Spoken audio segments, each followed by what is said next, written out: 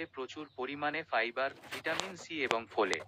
এ কারণে এটি রক্তে শর্করা নিয়ন্ত্রণ করে ও রোগ প্রতিরোধ ক্ষমতা বাড়ায়। কমলা লেবুতে পাওয়া ফোলেট ইনসুলিন উৎপাদন নিয়ন্ত্রণে সাহায্য করতে পারে। ডায়াবেটিস রোগীরা প্রতিদিন একটি করে কমলা খেতে পারে। প্রচুর পরিমাণে ফাইবার, ভিটামিন সি এবং ফোলেট। এ কারণে এটি রক্তে শর্করা নিয়ন্ত্রণ করে ও রোগ প্রতিরোধ ক্ষমতা বাড়ায়। কমলা লেবুতে পাওয়া ফোলেট ইনসুলিন উৎপাদন নিয়ন্ত্রণে সাহায্য করতে পারে। ডায়াবেটিস রোগীরা প্রতিদিন একটি করে কমলা খেতে পারে। প্রচুর পরিমাণে ফাইবার, ভিটামিন সি এবং ফোলেট।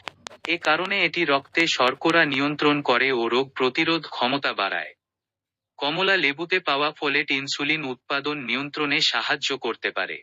ডায়াবেটিস রোগীরা প্রতিদিন একটি করে কমলা খেতে পারে। প্রচুর পরিমাণে ফাইবার, ভিটামিন সি এবং ফোলেট।